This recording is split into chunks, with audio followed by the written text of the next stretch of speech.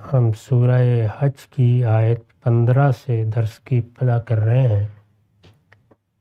اس سے پیچھے یہ بیان ہوا تھا کہ لوگوں میں ایسے بھی ہیں من یعبد اللہ علی حرف، جو کنارے پر کھڑے ہو کر اللہ کی بندگی کرتے ہیں۔ اس کے بعد اللہ تعالیٰ نے تفصیل فرمائی تھی کہ انسان اگر اپنے ایمان کا جائزہ لینا چاہے اور یہ دیکھنا چاہے کہ کیا وہ فی الواقع بندگی کا حق ادا کر رہا ہے یا قرآن کی تعبیر کے مطابق کنارے پر کھڑا ہو کر اللہ کی پرستش کرنے کی صحیح کر رہا ہے۔ فرمایا تھا کہ اس کو یہ دیکھنا چاہیے کہ جب کوئی مصیبت آتی ہے، تکلیف آتی ہے، راستے بند ہو جاتے ہیں، کوئی چیز سجھائی نہیں دیتی، انسان تدبیریں کرنے کی کوشش کرتا ہے، ناکام ہو جاتی ہیں، دعائیں مستجاب نہیں ہوتی، اس وقت اس کے اللہ پر ایمان، اس کے بھروسے اور اس سے امید کی کیا کیفیت ہوتی ہے۔ اس کو قرآن مجید نے ایک معیار کے طور پر پیچھے بیان کیا۔ اب یہ بتایا جا رہا ہے کہ اس طرح کے موقع پر جو لوگ نا امید ہو کر دوسروں کے دروازے پر دستک دینے کے لیے پہنچ جاتے ہیں، اللہ کے شریک ٹھہرانے سے بھی اجتناب نہیں کرتے، ان کی مثال کیا ہے۔ پیچھے جو واقعہ بیان ہوا یا ایک حقیقت کی طرف توجہ دلائی گئی، اسی کو اب تمثیل کے پیرائے میں اس کے انجام کے لحاظ سے واضح فرمایا ہے۔ یہ بڑی غیر معمولی تمثیل ہے، اور قرآن مجید تمثیلات میں جو طریقہ اختیار کرتا ہے اس کے لحاظ سے ایک مشکل چیز بھی بن گئی ہے۔ چنانچہ بالعموم اہل علم جب قرآن مجید کے ان مقامات کو متعین کرنے کی صحیح کرتے ہیں جن کو مشکلات القرآن کہا جاتا ہے، تو ان میں یہ آیت 15-16 بھی مثال کے طور پر پیش کی جاتی ہے۔ میں نے عرض کیا کہ اس میں مایوسی کی تمثیل ہے، یعنی جب کبھی انسان اپنے پروردگار سے مایوس ہو جاتا ہے اور پھر مختلف تدبیریں سوچتا ہے۔ بندہ مومن کے لیے تو صحیح رویہ یہ ہے کہ وہ اپنے آپ کو اسی دربار میں پیش کر دے، اسی کی دہلیز پر ڈال دے۔ اس کی مثالیں پیچھے پیش کی ہیں، اور پچھلی سورہ میں خاص طور پر حضرت ایوب کے واقعے کو مثال کے طور پر بیان بھی کیا ہے۔ لیکن اگر اس موقع پر انسان یہ سمجھے کہ اب میں اپنے لیے راہیں تلاش کر لوں گا، تو پھر وہ دنیا اور آخرت دونوں میں اپنے پروردگار سے مایوس ہو جاتا ہے۔ یہ مایوسی اور یہ نا امیدی ہے جو آخری درجے کی بربادی بن جاتی ہے، ایمان کے لیے بھی اور خدا کے ساتھ انسان کے تعلق کے لیے بھی۔ چنانچہ دیکھیے کہ اس کو کس طرح ایک تمثیل میں ڈھالا ہے۔ ارشاد فرمایا من کان یظن ان لن ینصرہ اللہ فی الدنیا والآخرہ، انہیں بتاؤ کہ جو یہ گمان رکھتا ہو کہ اللہ دنیا اور آخرت میں ہرگز اس کی مدد نہ کرے گا۔ یہ گمان کب پیدا ہوتا ہے؟ انسان نے کسی مصیبت کا سامنا کیا، غربت آ گئی، بیماری آ گئی، حالات ناسازگار ہو گئے، پے در پے یہ صورتحال پیدا ہو گئی کہ آسمان سے جو بلا بھی نازل ہوتی ہے پوچھتی ہے خانہ انوری کجا باشد۔ اس طرح کی صورتحال میں پا برجا رہنا آسان کام نہیں ہوتا۔ یہ حقیقت ہے کہ انسان پر جب اللہ تعالیٰ کی بے پناہ عنایتیں ہو رہی ہوتی ہیں، جب وہ پے در پے اس کو اوپر اٹھاتا ہے، اس کے لیے سہولتیں پیدا کرتا ہے، اس وقت بھی تھوڑ دلے لوگوں کے لیے شکر گزاری پر قائم رہنا آسان نہیں ہوتا۔ فرد ہو یا قومیں، یہ بڑا امتحان ہے۔ یعنی جب پے در پے اللہ کی عنایتیں ہو رہی ہوں تو انسان کا سر جھکتا چلا جائے، وہ کسی کامیابی کو کبھی اپنی صلاحیت یا اپنی کسی مہارت کا نتیجہ نہ سمجھے، وہ اس کو اللہ ہی کی کرم نوازی قرار دے، اس کے گرد و پیش میں اس کی نگاہ کبھی حقارت کے ساتھ نہ اٹھے، وہ لوگوں کو ساتھ لے کر چلنے والا ہو، ان کو دھتکارنے والا نہ بن جائے۔ اسی کو اللہ کے پیغمبر نے بیان کیا کہ جب کسی انسان کے ساتھ کسی حق کی طرف توجہ دلاتے ہوئے اس رویے سے سابقہ پیش آ جائے کہ بات کرنا مشکل ہو جائے، تو اس کا مطلب یہ ہے کہ استکبار نے اپنی جڑ پکڑ لی ہے، اور جب اس کے لب و لہجے میں اور اس کے طرز عمل میں دوسروں کے لیے حقارت آ جائے تو یہ سمجھ لیجئے کہ وہ اپنی بربادی کا اہتمام کر رہا ہے۔ اللہ کی نعمتیں حاصل ہوتی ہیں تو اس میں شکر گزاری کس طریقے سے انسان کے لب و لہجے سے، اس کے رویے سے، اس کے طرز عمل سے ظاہر ہونی چاہیے، اس کے ظاہر میں بھی اور باطن میں بھی اس کے روئے روئے کو شکر گزاری کے جذبے سے سرشار رہنا چاہیے۔ قوموں کے بارے میں بھی میں نے عرض کیا کہ خاص طور پر وہ قومیں جن کا اللہ نے انتخاب کیا ہے، صاف صاف طریقے سے قانون کے طور پر بیان کر دیا ہے کہ وَلَئِن شَكَرْتُمْ لَأَزِيدَنَّكُمْ وَلَئِن كَفَرْتُمْ إِنَّ عَذَابِي لَشَدِيدٌ۔ اللہ تعالیٰ نے نعمتیں دے کر اس رویے کی انسان سے توقع کی ہے۔ اس کے برخلاف مصیبت آ گئی، تکلیف آ گئی، کہیں گر گئے، زندگی نشیب و فراز کی چیز ہے، اس میں بھی اللہ کا امتحان بعض اوقات بہت لمبا ہو جاتا ہے۔ اس امتحان میں انسان کیا کرتا ہے؟ وہ تدبیریں بھی کرے گا، وہ ہاتھ پاؤں بھی مارے گا، وہ کبھی اس دروازے پر دستک دے گا، کبھی اس دروازے پر دستک دے گا، یعنی دنیا میں جو اسباب ہیں انہیں تلاش کرنے کی صحیح کرے گا۔ کاروبار میں کوئی مسائل پیدا ہو گئے ہیں، ملازمت میں کوئی مسئلہ آ گیا ہے، اس کی طبیعت پر کوئی برا اثر ہے، کسی ذہنی یا جسمانی مرض میں مبتلا ہو گیا ہے، بچوں کے معاملے میں کوئی تکلیف ہے، یہ آسان نہیں ہوتا کہ اس میں انسان اپنے رب پر اپنے بھروسے کو قائم رکھ سکے۔ اس میں پہلے مرحلے میں تو وہی ہوتا ہے کہ سعی و جہد، تدبیریں، مختلف راستے انسان تلاش کرتا ہے۔ بتدریج نا امیدی پیدا ہونا شروع ہوتی ہے، وہ یہ کہتا ہے کہ میں نے تو ہر دروازہ کھٹکا لیا، کوئی تدبیر کامیاب نہیں ہوتی، اور مجھے بتایا گیا تھا کہ تم ایک پروردگار کے بندے ہو، تم اس سے دعا کرو، وہ تمہارا ہاتھ پکڑے گا، لیکن نہیں، میں نے تو بہت دعائیں کر کے دیکھ لیں، بہت پکار کے دیکھ لیا، کسی نے میرا ہاتھ نہیں پکڑا۔ اس لیے نہ دنیا میں کوئی خداوند ہے جو لوگوں کے ہاتھ پکڑے، اور نہ قیامت میں کسی نے میرا ہاتھ پکڑنا ہے، یہ سہارے مجھے خود ہی تلاش کرنے ہیں۔ چنانچہ یہاں سے دنیا میں شرک کی بنیاد پڑتی ہے، اور شرک دونوں پہلوؤں سے انسان کے لیے بظاہر سہارا بنتا ہے، یعنی دنیا میں میرا کام ہو جائے گا۔ اور اللہ تعالیٰ کی بھی عجیب سنت ہے کہ بعض اوقات اللہ کے دروازے کو چھوڑ کر جب آدمی نا امیدی میں کسی دوسرے کے دروازے پر جاتا ہے تو اللہ اس وقت اس کی سب آرزویں بھی پوری کر دیتا ہے، اور اس طرح یہی چیز اس کے لیے راہ حق سے بھٹکنے کا ذریعہ بن جاتی ہے۔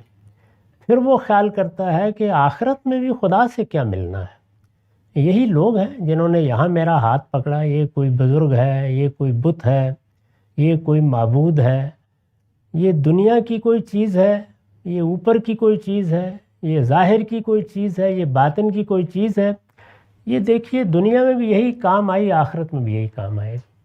یہ وہ جگہ ہے جہاں جا کر پھر قرآن نے آگے اسی سورہ میں ایک اور تمثیل سے اس کو واضح کیا ہے کہ بالکل وہی صورت پیدا ہو جاتی ہے کہ وہ آسمان سے گرتا ہے اور پھر کسی صحرا میں پٹک دیا جاتا ہے۔ نا امیدی کی اس کیفیت کو جس طرح کہ میں نے عرض کیا تھا یہاں اس طرح بیان کیا ہے، انہیں بتاؤ کہ جو یہ گمان رکھتا ہو کہ اللہ دنیا اور آخرت میں ہرگز اس کی مدد نہ کرے گا. یعنی جب مصیبت آئی، جب تکلیف آئی، تو یہاں اللہ نے ہاتھ نہیں پکڑا، اور قیامت میں معلوم نہیں یہی صورتحال جو دنیا میں ہے وہی پیش آ جائے. دنیا میں بھی میرے کام فلاں اور فلاں آئے ہیں، آخرت میں بھی وہی میرا ہاتھ پکڑیں گے. تو یہ گویا اللہ سے دنیا اور آخرت دونوں میں یاس کی کیفیت ہے. یہ ضروری نہیں کہ یہ الفاظ میں بیان ہو، یہ اس رویے سے ظاہر ہو رہی ہوتی ہے. یہ انسان کے تعلق کی بنیاد بنتی ہے. یہ جن کو وہ اپنے لیے معبود بناتا ہے ان کے ساتھ اس کے رویے سے نمایاں ہوتی ہے. اس کو بنیاد بنایا، یعنی وہ گمان رکھتا ہے کہ نہ دنیا میں میری پروردگار نے مدد کی، نہ آخرت میں اس سے کوئی اب توقع ہے. میں نے لکھا ہے یعنی خدا کی آزمائش میں اس سے مایوس اور بدگمان ہو جاتا ہے. تکلیف اور مصیبت میں کسی نے ہاتھ نہیں پکڑا، کوئی دعا مستجاب نہیں ہوئی، تو خدا سے مایوس اور بدگمان ہو جاتا ہے. اور بدگمانی میں کہاں پہنچ جاتا ہے کہ جس طرح دنیا میں خدا نے اسے چھوڑ دیا ہے، جس طرح دنیا میں اس نے اسے چھوڑ دیا ہے، آخرت میں بھی اسی طرح بے یار و مددگار چھوڑ دے گا. یعنی جیسی یہ دنیا بنائی ہے ایسی آخرت ہوگی. جس طرح اس دنیا میں وہ میرے کام نہیں آیا، اس دنیا میں آنکھ کھولوں گا تو وہاں کون سا کام آ جائے گا. مجھے یہ سہارے اپنی تدبیر سے تلاش کرنے ہیں، اور یا پھر یہ کہ جو لوگ فی الواقع تجربے پر پورے اترے انہی کے ہاں جا کر کوئی سہارا ڈھونڈنا ہے. بدگمان ہو جاتا ہے کہ جس طرح دنیا میں اس نے اسے چھوڑ دیا ہے، آخرت میں بھی اسی طرح بے یار و مددگار چھوڑ دے گا. چنانچہ خدا سے منہ موڑ کر دوسروں کو اپنا مولا و مرجع بنا لیتا ہے. یہ پوری بات ہے جو اس جملے میں ادا کی گئی ہے. یعنی مصیبت اور تکلیف کے موقع پر جو یاس پیدا ہوئی، پھر وہ بڑھتی چلی گئی، یہاں تک کہ آدمی نے یہ فیصلہ کر لیا کہ اللہ کوئی چیز نہیں ہے، ہوگا اپنے بادشاہی کے نظام کو اپنے طریقے پر چلا رہا ہوگا، اپنے عرش حکومت پر بیٹھا ہوگا، لیکن میرے کام نہیں آتا. دنیا میں بھی نہ اس نے میری مدد کی، اور آخرت میں بھی نہ اس سے کوئی توقع رکھی جا سکتی ہے. اس مایوسی کی کیفیت میں اب یہ مثال دی ہے کہ اس کو چاہیے فَلْيَمْدُدْ بِسَبَبٍ إِلَى السَّمَاءِ، اس کو چاہیے کہ اپنے تصور میں ذرا ایک رسی اوپر چڑھنے کے لیے آسمان کی طرف تانے. یعنی انسان جس وقت مایوسی کی کیفیت میں ہوتا ہے تو اس کے لیے قدم قدم پر ایک بے پرواہی کی صورتحال سے سابقہ پیش آ جاتا ہے. اور پھر جب اسے کہا جاتا ہے کہ صبر کرو، جب اسے کہا جاتا ہے اللہ سے لو لگاؤ، جب اس سے کہا جاتا ہے اللہ سے دعا کرو، جب تسلی دی جاتی ہے کہ اللہ کی رحمت آ جائے گی، تو اسے ایسے لگتا ہے کہ جیسے اسے کوئی چڑھائی چڑھنے کے لیے کہا جا رہا ہے. یعنی یہ انتہائی مشکل صورتحال پیدا ہو جاتی ہے. وہ چاہتا بھی ہے تو اس طرف بڑھنے میں قدم قدم پر خود اس کا باطن اس کے لیے رکاوٹیں پیدا کر دیتا ہے. تو یہ بالکل ایسے ہی ہے کہ انسان نے ایک رسی آسمان کی طرف تانی، یہ امید کی رسی ہے. یعنی ہم یہ کہتے ہیں کہ تم اللہ سے لو لگاؤ، تم اس کے سامنے سر جھکاؤ، تم اس سے دعا کرو، جلد یا بدیر یہ مصیبت ٹل جائے گی. تو وہ کوشش کرتا ہے. جب کوشش کرتا ہے اور اس میں پے در پے ناکامی ہوتی ہے تو بالکل وہی کیفیت پیدا ہو جاتی ہے کہ جیسے ایک رسی تان کر آدمی اوپر چڑھنے کی صحیح کرے، اس میں تو پاؤں ٹکانے کی جگہ بھی نہیں ہوتی. تو اس کو ایک تصویر کے طور پر ذہن میں رکھیے. اس کو چاہیے کہ اپنے تصور میں ذرا ایک رسی اوپر چڑھنے کے لیے آسمان کی طرف تانے. پھر جب منزل کو بہت دور دیکھ کر رنجیدہ ہو، یعنی رسی پہ چڑھنے کی کوشش کر رہا ہے، وہی امید کو قائم رکھنے کی کوشش کر رہا ہے. اللہ تعالیٰ میری بات سن لیں گے، میری تکلیف دور کر دیں گے، میری دعا مستجاب ہو جائے گی. اس امید میں اوپر چڑھنے کی کوشش کرتا ہے، لیکن پے در پے ناکامی ہوتی ہے، بلکہ بعض اوقات مصیبت اور بڑھ جاتی ہے. تکلیف میں اضافہ ہو جاتا ہے، ایسے لگتا ہے ہر چیز نے اس سے منہ موڑ لیا ہے، لیکن وہ کوشش کر رہا ہوتا ہے، اور جب دیکھتا ہے کہ یہ کب وقت آئے گا، کب یہ صورتحال پیدا ہوگی۔ قرآن مجید نے اس معاملے کو پیغمبروں کے معاملے میں اس طرح بیان کیا ہے کہ زلزلوا حتی یقول الرسول متی نصر اللہ، وہ ہلا مارے جاتے ہیں یہاں تک کہ رسول بھی پکار اٹھتے ہیں کہ پروردگار تیری مدد کہاں رہ گئی، کہاں لنگر انداز ہو گئی، کب آئے گی۔ اس طرح کی یاس کی کیفیت میں وہ کوشش کر رہا ہے اوپر چڑھنے کی، پھر جب منزل کو بہت دور دیکھتا ہے نہیں آ رہے، تو رنجیدگی، غم اور غصے کی ایک کیفیت پیدا ہوتی ہے خدا کے خلاف، اس ذات باری کے خلاف، اور پھر وہ کہتا ہے کہ یہ مجھے چھوٹی تسلیاں دی جا رہی ہیں۔ دیکھیے اسی کو سورہ یوسف میں پیغمبروں کی دعوت کے بارے میں بیان کیا ہے کہ جب یہ صورتحال پیدا ہو گئی اور لوگوں نے یہ کہنا شروع کر دیا کہ یہ پیغمبر جس مدد کی توقعات رکھتے تھے وہ جھوٹی تمنائیں تھیں، ان سے بھی جھوٹ بولا گیا تھا، کچھ بھی نہیں ہوا، اور رسول بھی مایوسی کے آخری مقام پر پہنچ جاتے ہیں۔ یہ تصویر کھینچی ہے، تو یہ شخص بھی جب وہاں پہنچ جاتا ہے پھر اپنے آپ کو رنجیدہ دیکھتا ہے، اور پھر ایک وقت آتا ہے کہ جب دعا، مناجات، خدا سے تعلق سب کچھ توڑ کر گویا تمثیل میں امید کی رسی کو کاٹ دیتا ہے، یعنی وہ رسی جو تانی ہوئی تھی وہ کٹ جاتی ہے۔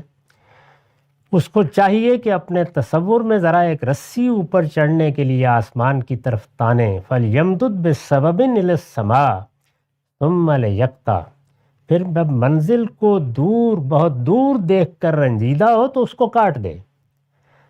فرمایا کہ فَلْيَنْظُرْ هَلْ يُذْهِبَنَّ كَيْدُهُ مَا يَغِيظُ، اور دیکھے کہ آیا اس کی یہ تدبیر اس کے رنج کو دور کرنے والی بنتی ہے، یعنی کیا رسی کے اس طرح کاٹ دینے کے نتیجے میں وہ منزل رسید ہو گیا ہے؟ ذرا دیکھے اپنی حالت کو۔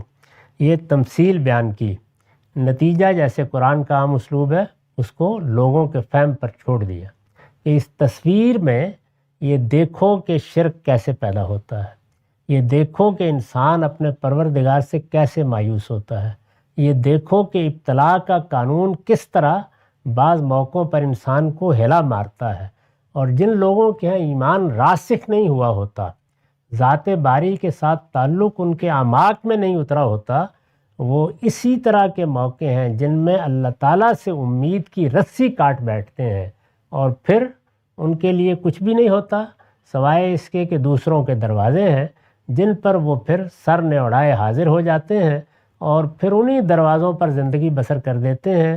نہ دنیا میں کچھ ملا نہ آگے کچھ ملا، جس کو پیچھے ان الفاظ میں بیان کیا تھا کہ خسرت دنیا والآخرہ، یعنی انہوں نے دنیا بھی کھو دی اور آخرت بھی کھو دی، ذالک هو الخسران المبین۔ یہ اسی کی تمثیل ہے اور اسی کو یہاں پہنچا دیا ہے۔ میں نے اس کی وضاحت کی ہے، اس کو بھی سن لیجئے، کیونکہ یہ ایک مشکل تمثیل ہے، اور مشکل اس لیے ہو گئی ہے کہ جو نتیجہ ہے وہ قرآن مجید اپنے اسلوب میں بیان نہیں کر رہا۔ میں نے لکھا ہے یعنی یہ تصور کرے، یعنی تمثیل کیا ہے، یعنی یہ تصور کرے کہ وہ آسمان کی طرف رسی تان کر اوپر چڑھ رہا ہے، لیکن جب دیکھتا ہے کہ منزل بہت دور ہے تو رنجیدہ ہو کر رسی کو کاٹ دیتا ہے، امید کی رسی۔ یہ انہی لوگوں کے رویے کی نہایت بلیغ تمثیل ہے جن کا ذکر اوپر ہوا ہے کہ خدا کی بندگی کنارے پر کھڑے ہوئے کرتے ہیں، اور اگر کوئی آزمائش پیش آ جائے تو اس سے امیدیں توڑ کر دوسروں کے دروازے پر آ گرتے ہیں۔ تمثیل اس چیز انہیں بتایا ہے کہ خدا کی آزمائشوں میں اس سے رحمت کی امید، خدا کی آزمائشوں میں اس سے رحمت کی امید در حقیقت وہ رسی ہے جو انسان کو سہارا دیتی ہے، اور اسی کو پکڑ کر وہ اوپر کی طرف اٹھتا اور خدا سے قریب ہوتا ہے۔ یعنی ہونا کیا تھا یہ کہ جب مصیبت آ گئی، تکلیف آ گئی، تو وہ اور زیادہ اپنے پروردگار کے قریب ہو۔ جب راستہ نہ نکلے، جب تکلیف نہ دور ہو، تو اور زیادہ اپنے پروردگار کو پکارے. یہ ہونا تھا. اس سے رحمت کی امید در حقیقت وہ رسی ہے جو انسان کو سہارا دیتی ہے اور اسی کو پکڑ کر وہ اوپر کی طرف اٹھتا اور خدا سے قریب ہوتا ہے. لیکن دوری منزل سے گھبرا کر، یعنی ایسا نہیں ہوتا کہ ادھر امید قائم کی ادھر برائی، ادھر دعا کی چلیے تھوڑا وقفہ پڑا قبول ہو گئی. نہیں، پے در پے ناکامی ہوتی ہے. بعض اوقات ناکامی سے ناکامی نکلتی چلی جاتی ہے. اس کو دوری منزل سمجھیے، یعنی وہ رسی سے اوپر چڑھ رہا ہے، امید کی رسی تانی ہوئی ہے لیکن منزل قریب ہی نہیں آ رہی. لیکن دوری منزل سے گھبرا کر اگر وہ غصے میں آ جائے اور رسی کو کاٹ دے، دوری منزل سے گھبرا کر اس نے رسی چھوڑ دی یا کاٹ دی، اب کیا ہوگا؟ نتیجہ کیا نکلے گا؟ تو اس حماقت کا نتیجہ کیا ہوگا؟ آیا اس کا رنج اور غصہ دور ہو جائے گا؟ یعنی اس سے کیا جو اللہ تعالیٰ کے ساتھ رنجیدگی پیدا ہو گئی تھی، اگر وہ امید کا دامن چھوڑ دے، دعا کرنا بند کر دے، اپنے رب پر بھروسہ نہ کرے، تو کیا وہ رنجیدگی کی کیفیت دور ہو جائے گی؟ یا وہی صورتحال پیدا ہو جائے گی جس کو قرآن نے آگے اسی سورہ کی آیت 31 میں بیان کیا ہے کہ گویا آسمان سے گر پڑا ہے.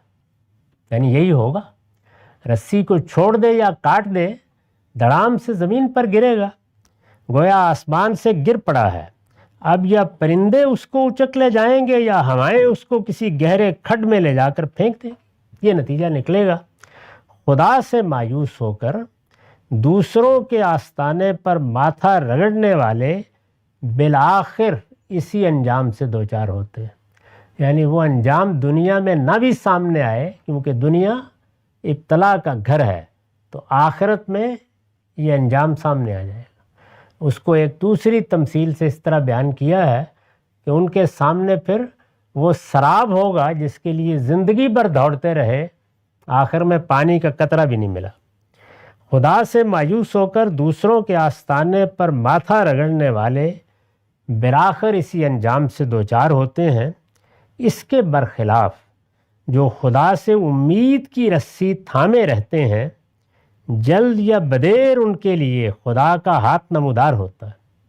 یعنی اس میں دیر تو ہوتی ہے اور بعض اوقات بڑی غیر معمولی بھی ہو جاتی ہے، لیکن پھر خدا کا ہاتھ نمودار ہوتا ہے اور اوپر چڑھنے کی مشقت سے نجات دلا کر ان کو اپنے دامن رحمت کی طرف کھینچ لیتا ہے. وہ جس مشقت میں مبتلا تھے پھر وہ اس کا ازالہ فرماتا ہے. آیت میں امید کی رسی کاٹ دینے کے اس فعل کو لفظ قید سے تعبیر کیا ہے. اس کی وجہ یہ ہے کہ یہ محض فریب نفس ہے جس میں مبتلا ہو کر انسان یہ حماقت کرتا ہے. یہ تصویر ہے، یعنی اس کو ایک تمثیل کے پیرائے میں بیان کیا ہے.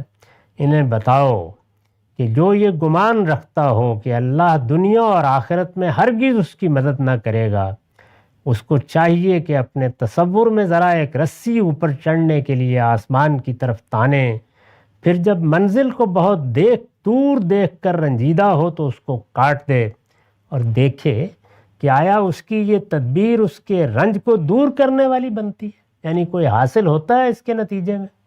من کان یظن ان لن ینصرہ اللہ فی الدنیا والآخرہ فلیمدد بسبب الی السماء ثم لیقطع فلینظر هل یذهبن کیدہ ما یغیظ.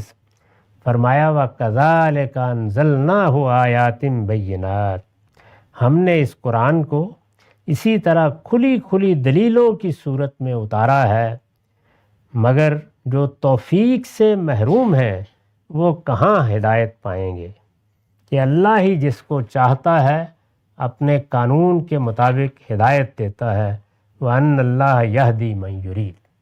تو اس طرح سے یہ بتا دیا کہ قرآن مجید جو احوال پیش آتے ہیں، خدا سے جو معاملات ہوتے ہیں، سنن الہیہ کا جس طرح ظہور ہوتا ہے، وہی تمہیں سمجھانے کے لیے نازل کیا گیا ہے. تم جس امتحان میں ڈالے گئے ہو اس کی نوعیت بتانے کے لیے، اس میں کیا تقاضے ہیں، کیا مطالبے ہیں، کیا رویے مطلوب ہیں، یہی بتانے کے لیے. تو انسان کے لیے جو ابتلا ہے اس دنیا میں، جو ابتلا برپا ہے، اس کو سمجھنا ضروری ہے، اور دونوں پہلوؤں سے ہر شخص اس ابتلا سے گزرتا ہے۔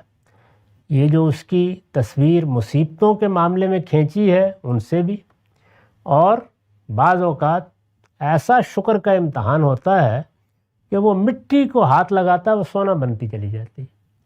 اور خاص طور پر وہ لوگ کہ جن کو اللہ نے بڑی صلاحیتیں دی ہوتی ہیں، ان کے لیے یہ اور بھی مذلہ قدم بن جاتی ہے، کیونکہ وہ خیال کرتے ہیں یہ ہماری تدبیریں ہیں، یہ ہمارا کمال ہے، یہ ہم نے سب کچھ کر ڈالا ہے۔ قرآن نے جگہ جگہ لوگوں کے یہ احساسات نقل کیے ہیں اور انہیں بتایا ہے کہ اس دنیا میں کوئی چیز بھی تمہاری نہیں ہے، کوئی چیز تمہارا استحقاق نہیں ہے، کوئی تم کو تمہاری کسی صحیح کے نتیجے میں نہیں ملی ہے، یہ سب اللہ کا کرم، اس کی عنایت ہے۔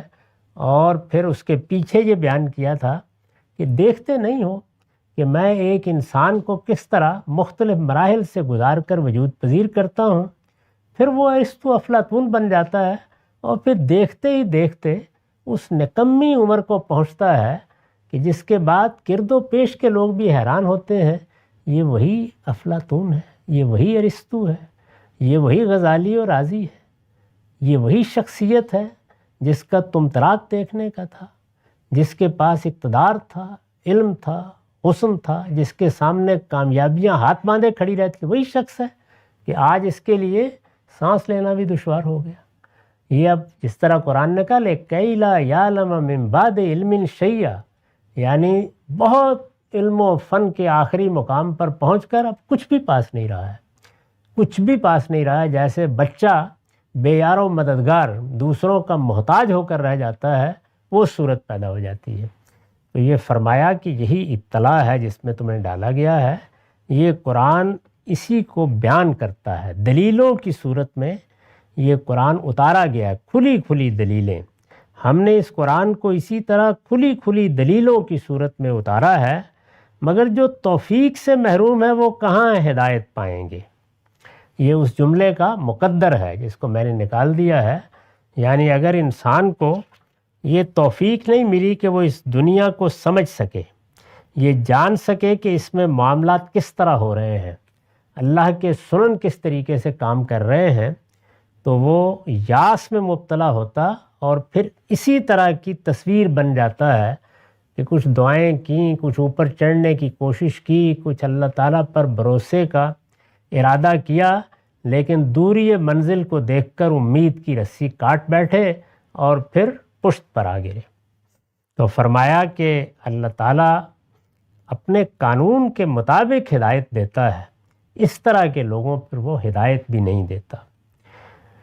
میں نے وضاحت کی ہے، یعنی اپنے اس قانون کے مطابق کہ ہدایت انہی کو نصیب ہوگی جو عقل و بصیرت سے کام لیں گے، اور جو ہدایت ان کے اندر ودیت کی گئی ہے اس کی قدر کریں گے۔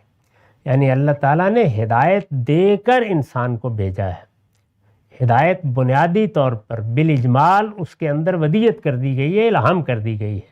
اس کی قدر کرے گا تو اور ملے گی، قدر کرے گا تو اور ملے گی۔ اور قدر کیا ہے؟ اس کی شکر گزاری، گریز و فرار کے طریقے چھوڑ کر اس کے سامنے سر جھکانا، اپنی ساری چیزوں کو اسی کی عنایت سمجھنا، اپنے آپ کو لوگوں کے سامنے تواضع کے ساتھ پیش کرنا، کبھی ادنا درجے میں بھی یہ خیال نہ کرنا کہ میں کسی کی تحقیر کروں۔ انسانوں کو وہ جگہ دینا جس کے لیے اللہ تعالیٰ نے ہدایت فرمائی ہے، اور اخلاقیات میں اس اصول کو پیش نظر رکھنا کہ اپنے لیے وہی پسند کرو جو تم دوسروں کے لیے کرتے ہو، اور دوسروں کے لیے وہی پسند کرو جو اپنے لیے کرتے ہو۔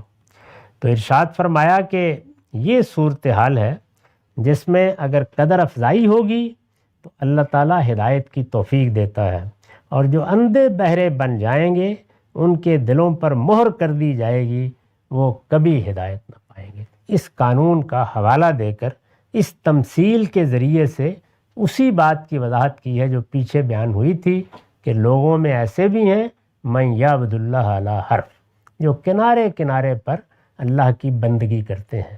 ہم میں سے ہر شخص کے لیے اس میں عبرت کے بہت اسباق ہیں، اقول و قولی ھذا واستغفر اللہ لی ولکم ولسائر المسلمین.